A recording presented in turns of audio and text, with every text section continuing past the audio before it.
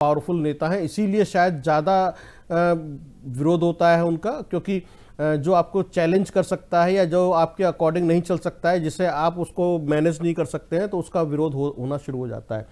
तो मुझे ऐसा लगता है, बाकी हो सकता है बाकी की अलग राय हो सकती है, लेकिन मुझे ऐसा लगता है राहुल गांधी के विरोध की जो वजह मुझे जो लगती है वो यही है। जैसे अभी ममता बनर्जी का जिक्र हुआ था कि हमें लालू प्रसाद यादव ने ममता बनर्जी के बारे में कह दिया था, इंडिया गठबंधन के नेतृत्व को लेकर हम उनके साथ हैं कि उस तरह से हो जाना चाहिए। तो ये एक तरीके से सिर्फ और सिर्फ जो छाया है कांग्रेस पार्टी की या राहुल गांधी की कद की जो छाया है उससे बाहर निकलकर अपने लिए जो है एक नए आयाम या नया आकाश तलाशने वाली बात है कि यदि हमें अपने आप को खड़ा करना है और हम तो हम ऐसा कर सकते हैं। क्यों? क्योंकि कांग्रेस पार्टी एक राष्ट्रीय पार्टी है, यानी कि राहुल गांधी के राष्ट्रीय पार्टी के राष्ट्रीय नेता हैं। यदि हम ममता बनर्जी की बात करें तो वो सिर्फ वेस्ट बंगाल तक सीमित है। यदि हम दूसरे क्षेत्रीय नेताओं की बात करें, मैं लालू प्रसाद यादव की बात करता हूं तो बिहार तक सीमित है, हेमंत सोरेन जो है झारखंड तक सीमित है, या कोई भी क्षेत्रीय पार्टी अपने राज्य तक ही सीमित है, या फिर एक पॉकेट तक सीमित है। एक पॉकेट मतलब जैसे हम उत्तर प्रदेश के एग्जांपल में लेते हैं, पश्चिम उत्तर प्रदेश है, अवध है, या पूर्वांचल है, या बुंदेलखंड है, उसका प्रभाव एक अलग अलग पॉकेट में दिखाई देता है। ऐसे ही जब आप अपने आप को आगे ज्यादा महत्वाकांक्षी हो जाते हैं और व्यक्तिगत राजनीति में आ जाते हैं, तब इस तरह के लोग एकजुट होते हुए दिखाई देते हैं, भैया हम अलग हो जाते हैं क्योंकि हमें जो है वरना इनके अकॉर्डिंग चलना पड़ेगा। बिल्कुल। तो यहां पर ये अलग अलग ये व्यक्तिगत राजनीति हो गई। जी बिल्कुल। अभी इंडिया गठबंधन के अंदर जो कुछ भी माहौल देखने को मिल रहा है उसको लेकर मनोज तिवारी ने बयान दिया कि इंडिया गठबंधन अब बस नाम की रह गई, क्योंकि लोकसभा चुनाव में जो माहौल देखने को मिल रहा था, सब एकत्रित हुए, इकट्ठा हुए, बीजेपी के खिलाफ जो चुनावी जंग लड़ने लगे, लेकिन इसका फायदा कुछ नहीं हुआ, बल्कि ये इंडिया गठबंधन जो है वो टूट कर अलग अलग टुकड़ों में बट गई। देखिए, जैसा मैंने अभी शुरू में कहा कि भारतीय जनता पार्टी इसका पॉलिटिकली बेनिफिट लेना चाहती है और एक मैसेज डिलीवर करना चाहती है कि ये लोग एक मत नहीं है, ये लोग एकजुट नहीं है, न वैचारिक रूप से एक साथ में है, और इसका एक मैसेज देना चाहती है कि जब ये लोग इतने मैच्योर्ड नहीं है, इतने समझदार नहीं है कि ये लोग एकजुट रह सकें या ऐसा कुछ कर सकें, इसलिए जो है ये लोग अलग अलग हो गए। यानी कि नैरेटिव सेट किया जा रहा है कि जब ये नैरेटिव सेट हो जाएगा तो वो वोट में कन्वर्ट होगा, जिसका फायदा भारतीय जनता पार्टी उठाना चाहती है। जितने भी स्टार कैंपेनर हैं भारतीय जनता पार्टी के, वो अलग अलग मुद्दों की बात कर रहे हैं, जिससे कि एक अलग अलग तरह के नैरेटिव सेट होंगे और नैरेटिव सेट होने से अलग अलग तरह के जो है वोट बैंक में कन्वर्जन शुरू हो जाएगा। तो ये चुनाव है और जो राजनीति में सब कुछ चलता है, चुनाव जीतने के लिए अलग अलग तरह की रणनीति अपनाई जाएंगी। तो मैं इसे भारतीय जनता पार्टी की चुनाव जीतने की रणनीति के तौर पर देखता हूं, ना कि इस बात के ऊपर कि ये एकजुट नहीं रह पाया, ऐसा कुछ नहीं। शुरू में मैंने क्लियर कर दिया, इंडिया गठबंधन था, चुनाव जीतने के लिए था, एक तरह तो हुए थे, खत्म हो गया। ठीक है। अगर हम एनडीए की बात करते हैं, इंडिया में जिस तरीके से घमासान वहां भी मचती है, लेकिन कहीं ना कहीं हम देखें जो सभी दल है वो कवर करके रखते हैं पीएम मोदी का चेहरा, क्योंकि सबसे पहले अगर हम बात करें एनडीए के बीच में पीएम मोदी का चेहरा सामने आता है, और शायद यही वजह है कि जो दल है उन्हें कहीं ना कहीं समर्थन भी मिलता है, लेकिन वो चीज इंडिया के बीच नहीं देखने को मिलती है। क्या ये माना जाए कि पीएम मोदी के जो लोकप्रियता है उसके सामने राहुल गांधी फीके पड़ जाते हैं? नहीं, मैं इसको ऐसा नहीं मानता हूं, ये एक तरीके से मैं खारिज करता हूं। सिर्फ एक ही वजह है इसकी, एनडीए गठबंधन सत्ता में है। सत्ता में है कौन? बीजेपी, यानी एनडीए गठबंधन है, ठीक है। और सत्ता का सुख हर किसी को चाहिए, सत्ता के साथ हर कोई बना रहना चाहता है। यदि इंडिया गठबंधन की सरकार होती, सत्ता में होते, तो जो आपको अनुशासन या जो चीजें आपको वहां अब एनडीए में दिखाई दे रही, यहां भी दिखाई देती। मनमुटाव होते, सब कुछ होता था, सब साथ में खड़े होते, क्योंकि चुनाव में हर कोई जो है सत्ता के साथ रहना चाहता है, राजनीति में हर कोई सत्ता के साथ रहना चाहता है। सत्ता का सुख सभी को चाहिए, फिर चाहे एनडीए हो या इंडिया गठबंधन हो, सब सत्ता के लिए तो लड़ रहे हैं। यदि इंडिया गठबंधन जीत जाता तो सत्ता में होते, इसलिए यहां पर लोकप्रियता का सवाल नहीं है। दोनों बड़े नेता हैं, एक देश के प्रधानमंत्री हैं, एनडीए की तरफ से हैं, और एक नेता प्रतिपक्ष है राहुल गांधी। नेता प्रतिपक्ष की आप लोकप्रियता को कम कैसे आंक सकते हैं? नेता प्रतिपक्ष को आप कमजोर कैसे आंक सकते हैं? ये तो सिर्फ और सिर्फ अपनी व्यक्तिगत राजनीति या फिर अपनी पार्टी को के वोट बैंक के विस्तार के लिए काम कर रहे हैं कि भाई हमारा वोट बैंक बढ़ना चाहिए, हमारा जनाधार बढ़ना चाहिए, जिससे कि हमारी पावर बढ़े। ये सीधी सीधी बात वो है। ठीक है, यानी कि साफ तौर पर दिल्ली के चुनावी जंग में अभी जो नजारा है वो कुछ भी देखने को मिल रहा है। और हमारे साथ अजहर अली भी जुड़ चुके हैं और आम आदमी से प्रवक्ता, इसके साथ ही प्रवक्ता कांग्रेस बात करें तो संजीत कुमार जुड़ चुके हैं। बहुत बहुत स्वागत है आप दोनों का भी। सबसे पहले मैं आपके पास आना चाहूंगी संजीत जी, जिस तरीके से हम देखें जो कुछ भी विधानसभा चुनाव, दिल्ली विधानसभा चुनाव के दौरान देखने को मिल रहा है, क्या कांग्रेस का हाल है वफा नरासाई तुझे वो हर जाए? नहीं, निश्चित रूप से ये दिल्ली का चुनाव है और कांग्रेस राष्ट्रीय पार्टी है, उसकी अपनी जिम्मेदारियां हैं दिल्ली के लोगों के प्रति, देश के प्रति। और दिल्ली देश की राजधानी है तो दिल्ली ज्यादा हो जाते हैं। देश से लोग आज ना जीवन यापन करते हैं, रोजगार करते हैं दिल्ली एनसीआर के अंदर। जोड़ी जी, अगर जहाँ चुनाव हो रहा है तो पिछले 10-12 वर्षों से जिस प्रकार से तीसरा टर्म में आदरणीय केजरीवाल जी इस देश के अंदर चुनाव में उन्होंने सत्ता चलाई, क्या चुनाव लड़ा था। मैं एक ऐसी शासन व्यवस्था कायम करूंगा जहां भी भ्रष्टाचार नहीं होगा, मोहल्ला सभा स्थापित करूंगा, मोहल्ले के अंदर कोई भी काम होगा तो पूछ करके होगा। विधानसभा, हर विधानसभा पूरी दिल्ली के अंदर 20 नए महाविद्यालय कॉलेज होंगे। और बड़ी बात उन्होंने कही कि हम हॉस्पिटल्स और विद्यालयों का हमने किया, एक भी नया हॉस्पिटल दिल्ली के अंदर पिछले 11 वर्षों से नहीं खुला है, ये रिकॉर्ड है। तो सबसे पहली बात, जो एक आशा दिल्ली लोगों के सामने आदरणीय केजरीवाल जी ने रखा था कट्टर ईमानदारी का, तो कट्टर ईमानदार से कट्टर बेईमान का सफर इस दिल्ली ने देखा है। इस दिल्ली ने जो देखा है हमको नोट करने की आवश्यकता है। आज दिल्ली की स्थिति है क्या जोही जी? हम सब एक ईमानदार नागरिक हूं दिल्ली का। क्या हमें घुटन भरी जिंदगी, जहां हमारे बच्चों को, हमारे माता पिता को और हमें स्वयं को हमें नहीं मिल पाए, पानी की व्यवस्था नहीं हो पाए, अच्छी ट्रांसपोर्टेशन की व्यवस्था ना हो, जो हम पूरा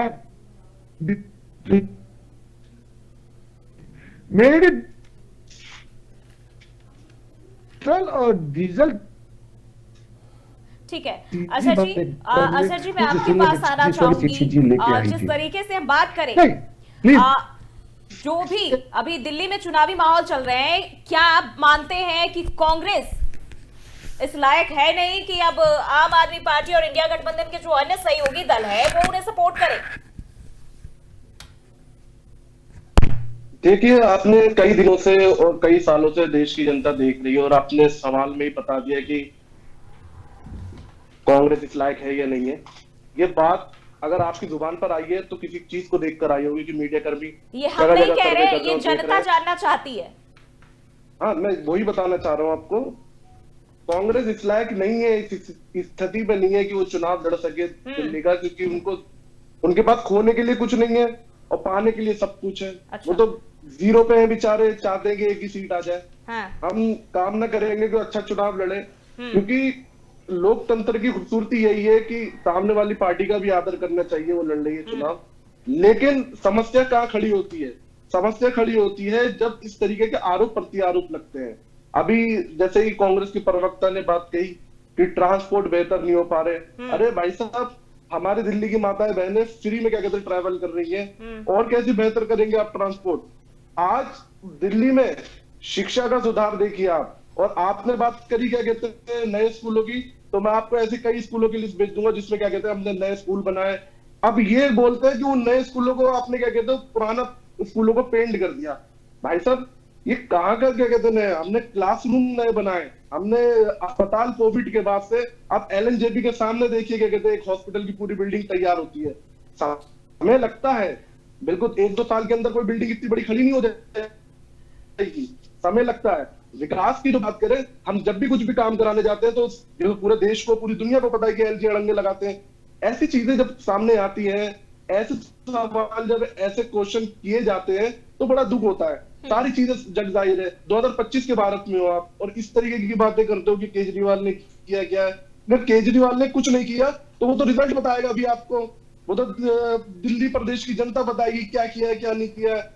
आप तो बोल रहे थे क्या कहते हैं कि हम फ्री की रेवड़ी में, तो आज ऐसी राजनीति में हुआ क्या है कि सब रेवड़ी बांटने पे लगे पड़े हैं। अब तो आप भी जानते हो ना कि जो जनता टैक्स देती है उसको क्या कहते हैं, उसको क्या कहते हैं बेनिफिट मिलना चलिए मैं जवाब दे देता हूं आपको विषय का। अजहर जी मैं उत्तर दे देता हूं आपके प्रश्नों का। जी मेरी आवाज आ रही है अब तक? ठीक है अविरल जी हाँ ठीक है, जवाब दीजिए।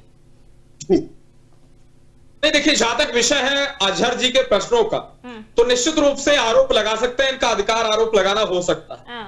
लेकिन अगर रियलिटी की बात करेंगे तो निश्चित रूप से भारतीय जनता पार्टी ही वो पार्टी है जो गरीब की चिंता करती है। विकास हमारा मुख्य मुद्दा रहा है और भविष्य में भी निश्चित रूप से रहेगा। और जिस प्रकार से इनके द्वारा वादे किए गए थे, यमुना सफाई से रिलेटेड हो या डेवलपमेंट से रिलेटेड हो या 500 स्कूलों को बनवाने की बात हो, ये 50 स्कूल ही गिनवाते, कौन से 50 स्कूल इन्होंने गिनवाए हैं? इन्हें गिनवा देना चाहिए 50-60 स्कूल कम से कम। केजरीवाल जी के द्वारा 50-60 स्कूल भी नहीं गिनवाए गए।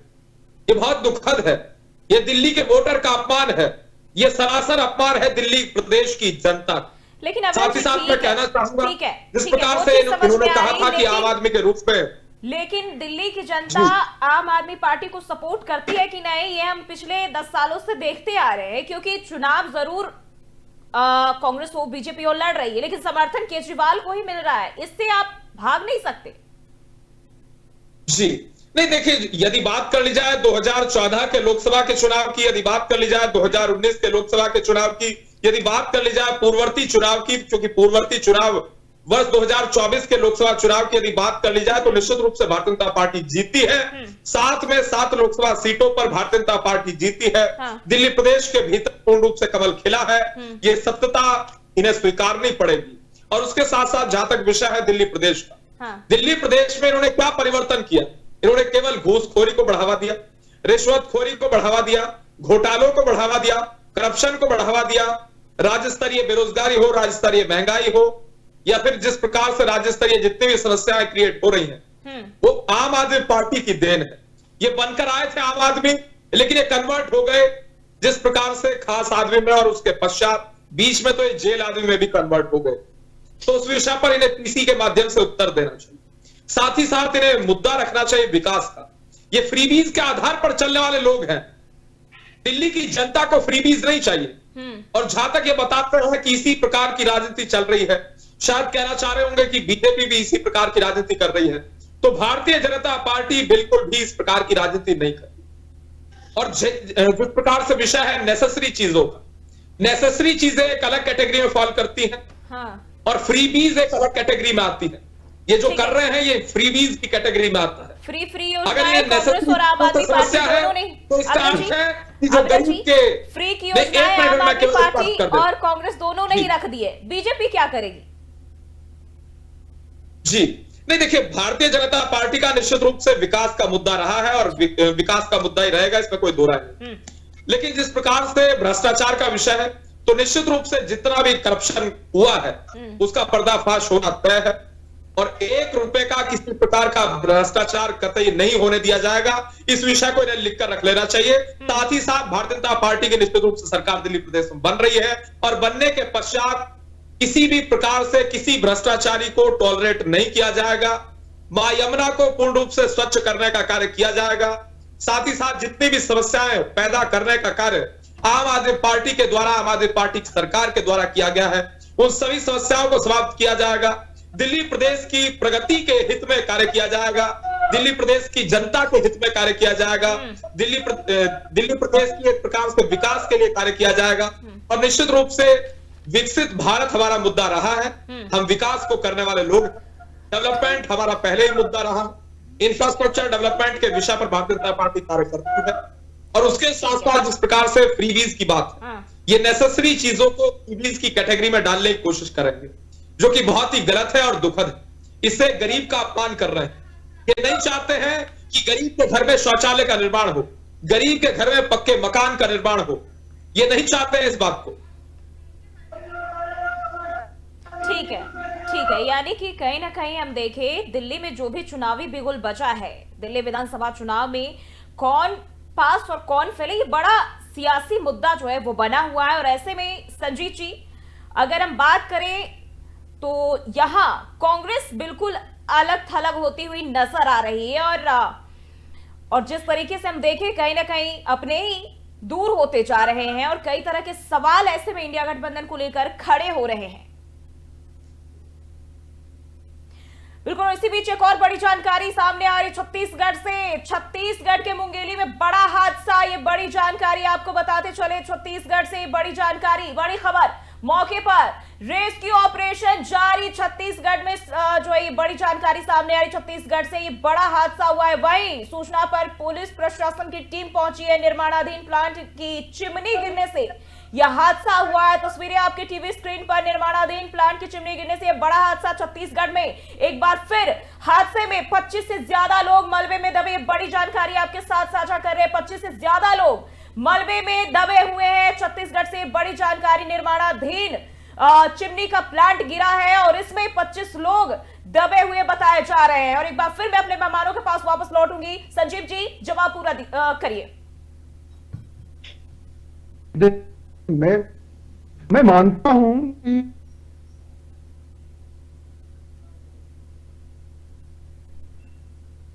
लगता है कुछ टेक्निकल इशू है। अजहर अली, यही सवाल आपसे।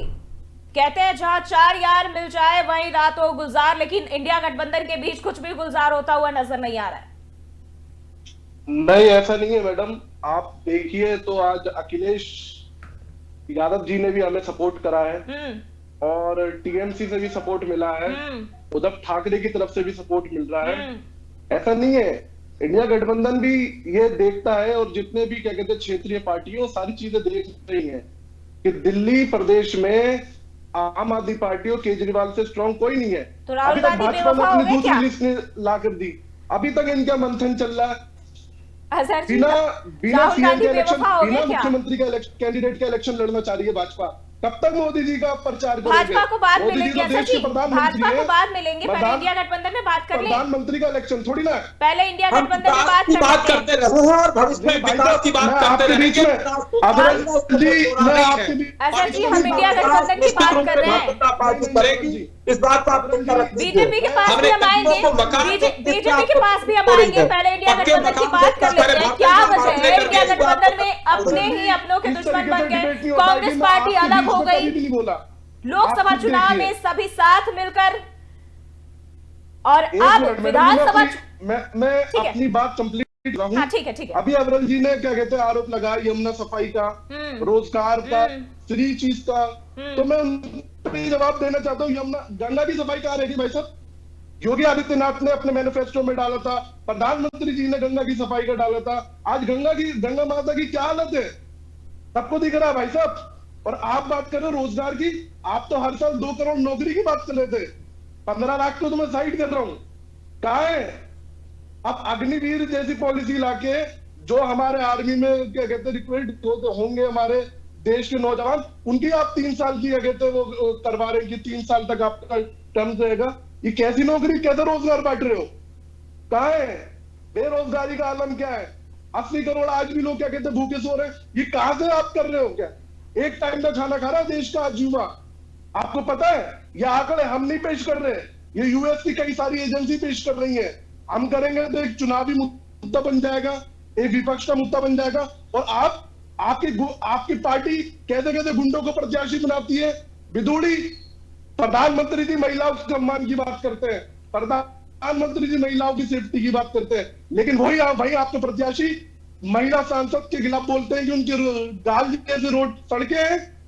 एक महिला मुख्यमंत्री को बोलते हैं कि वो क्या कहते हैं उनका बाप बदल गया। इस तरीके से क्या कहते हैं दोहरा रवैया नहीं चलेगा। दिल्ली प्रदेश की जनता बहुत जागरूक है और वो 10 साल से क्या कहते हो समझ रही है सारी चीजों को, और देश की जनता बहुत जल्दी समझेगी। और आप दिल्ली में लोकसभा चुनाव लड़ रहे थे कांग्रेस के साथ गठबंधन में, तब भी आप हारे थे, मुंह तोड़ जवाब मिलेगा। आपको 0 सीट मिली थी, आप कांग्रेस पार्टी के साथ अलायंस में चुनाव लड़ रहे थे, और आप तो शीला दीक्षित जी को जेल भिजवाने की बात कर रहे थे, शीला दीक्षित जी के ऊपर आप आरोप लगा रहे थे, और उसके बाद आपने गठबंधन कर लिया कांग्रेस पार्टी से। अबरल जी, आपका ही केंद्र सरकार थी जो एसीबी छीन ली थी। अगर एसीबी नहीं छीनते, आपने तो भ्रष्टाचार के आरोप लगाओ कांग्रेस पार्टी के ऊपर, आप कांग्रेस पार्टी के साथ आपने अलायंस क्यों किया, आप चुनावी मैदान में क्यों गए, आपको बता देना चाहिए, आप नहीं बताएंगे।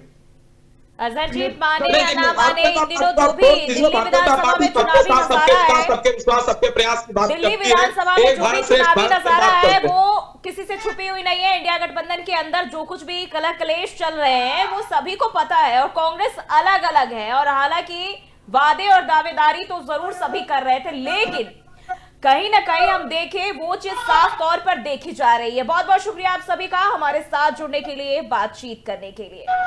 तो अब कांग्रेस पार्टी अपनों के बीच ही घिर गई है। इंडिया गठबंधन के अंदर जो सहयोगी दल है वो कहीं ना कहीं अब आपका समर्थन करती हुई नजर आ रही। सबको यही लग रहा है कि आम आदमी पार्टी दिल्ली विधानसभा चुनाव में जीतेगी, यानी कि गठबंधन में जो रार तकरार है वो लगातार जारी है, और देखना होगा कि विधानसभा चुनाव के बाद परिणाम क्या आता है और उसके बाद इंडिया गठबंधन के बीच क्या स्थिति बनी रहती है। फिलहाल के लिए मेरे साथ इस खास कार्यक्रम में बस इतना ही।